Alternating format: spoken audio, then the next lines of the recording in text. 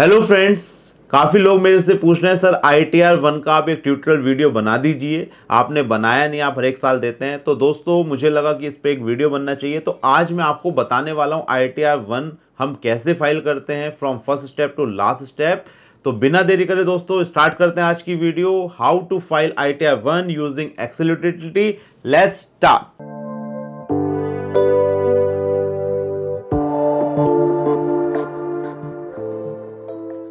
सबसे पहले हमें ITR 1 की एक्सेल यूटिलिटी को डाउनलोड करना है। डाउनलोड करने के लिए आपको इनकम टैक्स की साइट पर जाना है और यहाँ पर डाउनलोड्स में यहाँ पर देखिए assessment 24-25 ITR 1 utility excel base, इस पर हम क्लिक करेंगे और ये इस तरह से एक जिप फाइल की फॉर्म में आ जाएगा। इसे हम कॉपी करेंगे और एक फिर नए फोल्डर में हम इसे ले जाएंगे। इसे यहाँ से हम कॉपी करेंगे और एक नया फोल्डर बना के रखेंगे। ये काफ़ी बार शॉर्ट कमांड से कॉपी पेस्ट नहीं हो रहा है, तो आपको राइट क्लिक करके कॉपी करना है। कॉपी, यहाँ पेस्ट, फिर इस पर हम राइट क्लिक करेंगे और एक्सट्रैक्ट हेयर। ये ITR 1 की एक्सेल यूटिलिटी वाली फाइल आ गई, इस पर हम क्लिक करेंगे। और अगर किसी को कोई प्रॉब्लम आती है तो सेटिंग्स में यहाँ पर प्रॉब्लम हो सकती है, तो वो आप मुझे बता सकते हैं। I will help you out. यहाँ पर इनेबल एडिटिंग, ओके। तो this is a excel utility form. अब हमें यहाँ पर क्या करना है, प्रीफिल करना है डाटा। तो प्रीफिल वाली फाइल हम कैसे डाउनलोड करेंगे, आप लॉगिन कर लेंगे अपने यूज़र ID पासवर्ड से। ई फाइल पर जाएंगे, इनकम टैक्स रिटर्न फॉर्म्स, यहाँ पर download prefill data, assessment 24-25, then download. ये फाइल आपकी डाउनलोड हो गई। फिर से एक्सेल यूटिलिटी में जाना है और यहाँ पर लिखा है इम्पोर्ट प्रीफिल। यहाँ पर इम्पोर्ट प्रीफिल पर क्लिक करेंगे, ओके, डाउनलोड्स, और ये वाली फाइल हम इंपोर्ट कर लेंगे। इसमें आपका TDS, address, bank account details, सारी चीज़ें इंपोर्ट हो जाएंगी। आपको बस एक बार क्रॉस टैली करना है। जब इंपोर्ट हो गई हैं तो अब यहाँ पर देखिए स्टार्टिंग से फर्स्ट नेम आपका आ गया है, last name, PAN number, Aadhaar number, date of birth, address आपका पूरा आ चुका है और ये पिन कोड वगैरह। अब यहाँ पर सबसे पहले आता है nature of employment. Nature of employment में क्या आएगा, आप सेंट्रल गवर्नमेंट के एम्प्लॉय हैं, स्टेट गवर्नमेंट के, PSU या पेंशनर हैं, तो आपके ऊपर जो भी चीज़ यहाँ पर एप्लीकेबल होगी वो आप सेलेक्ट कर सकते हैं। अभी हमारे केस में अदर्स हम सेलेक्ट करने वाले हैं। आगे चलते हैं। Do you exercise, this is a new option. यहाँ पर बहुत केयरफुली आपको ये चूज करना है। Do you wish to exercise the option under section 115 BEC of opting out of the new tax regime. क्या आप ऑप्ट आउट करना चाहते हैं न्यू टैक्स रिजीम से? अगर ऑप्ट आउट नहीं करना चाहते और ये नो सेलेक्ट आपने कर रखा है, इट मीन्स आप न्यू टैक्स रिजीम से रिटर्न फाइल करना चाह रहे हैं। देखिए, अगर आपको ओल्ड टैक्स रिजीम से फाइल करना है तो आपको इसे करना है यस, और अगर आपको न्यू टैक्स रिजीम से फाइल करना है तो इसे करना है नो। तो अभी मैं आपको ओल्ड टैक्स रिजीम से बताने वाला हूं।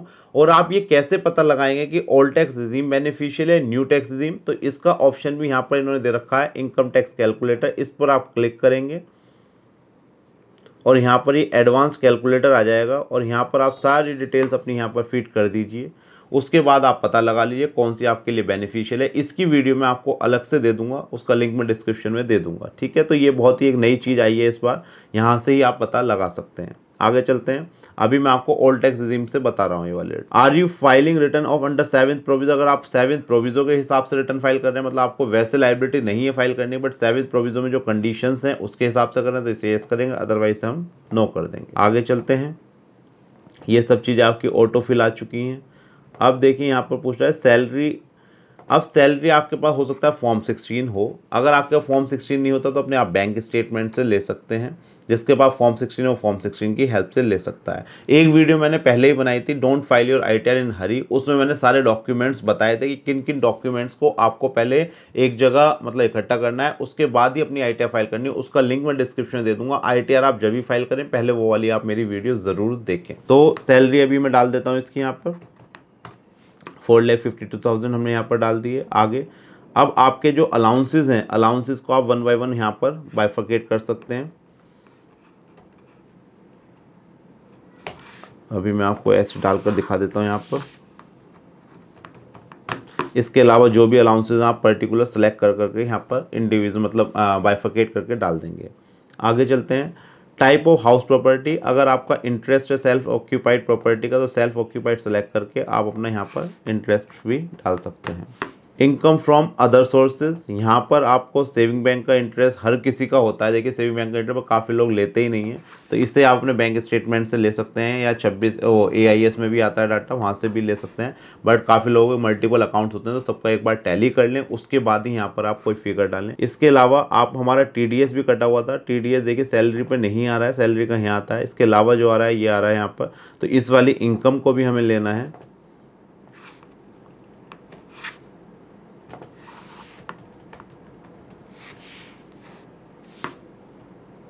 ये इनकम जितनी भी, अब हो सकता है यहाँ पर इनकम कम आ रही हो, TDS कम कटा हो, तो आपकी जो एक्चुअल इनकम है यहाँ पर वो वाली इनकम लेनी है। बट हमारे केस में जो TDS कटा है वो सही इनकम पर कटा है, वही मैंने यहाँ पर ले ली है। आगे चलते हैं। अब यहाँ पर आपकी ATC जो भी हैं डिडक्शंस वो डाल देंगे आप यहाँ पर। और एक और चीज़, हम ओल्ड टैक्स रिजीम से रिटर्न फाइल कर रहे हैं, तो जो डिडक्शंस हैं वो हमें मिल रही हैं। तो जो हमने सेविंग बैंक का इंटरेस्ट डाला है 1854, उसकी हमें 80 TTA में डिडक्शन मिलेगी। ये हमने सारा डाटा फिल कर दिया है यहाँ पर, इसके अलावा और कुछ फिल करने की ज़रूरत नहीं है। अब इसके अलावा हमारी कोई अगर एरर रह जाती है तो हम कैलकुलेट टैक्स पे पहले क्लिक करेंगे, तो ये एरर अपने आप दे देगा। जैसे इसने दे दिया, इसे वेरीफाई करिए, यहाँ पर ईयर सेलेक्ट करिए, तो यहाँ पर ईयर सेलेक्ट करेंगे हम। ये हमने ईयर सेलेक्ट कर लिया है। फिर दोबारा से हम इनकम डिटेल्स पे जाएंगे, देन कैलकुलेट टैक्स। इसके अलावा इसने बताया कि प्लेस आपका नहीं लिखा हुआ, तो हम यहाँ पर प्लेस लिख देंगे। फिर आगे इनकम डिटेल्स पर, देन कैलकुलेट टैक्स। ये बिल्कुल फाइल हमारी ओके हो चुकी है। तो हार्डली मुझे लगता है कि 5 मिनट्स आपको लगे होंगे। अगर आपका डाटा एक जगह आपने रखा है तो बहुत ही इजी है। एक्सेल यूटिलिटी को मैं इसलिए भी प्रीफर करता हूँ क्योंकि जो आप ऑनलाइन फिल करते हैं उसमें क्लिक करके काफ़ी प्रॉब्लम, साइट भी हैंग हो जाती है।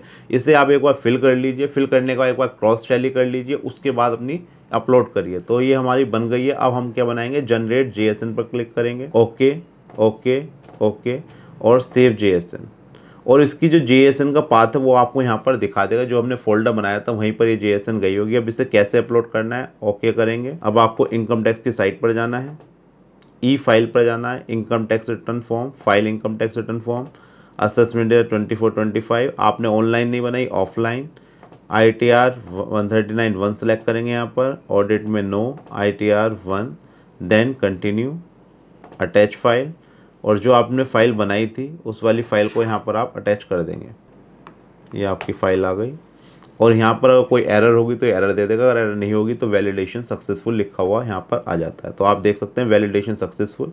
इसके बाद आप प्रोसीड टू वेरिफिकेशन, और इंस्टेंट ई वेरिफिकेशन करना चाहते हैं इंस्टेंट कर सकते हैं, या आप सबमिट करके 30 डेज़ के अंदर भी ई वेरीफाई कर सकते हैं। तो दोस्तों ये बहुत सिंपल वीडियो मैंने आप लोगों के लिए बनाई कि ITR 1 हम एक्सेल यूटिलिटी से कैसे फाइल कर सकते हैं। और मैं प्रीफर यही करता हूं कि आप एक्सेल यूटिलिटी से ही फाइल करें।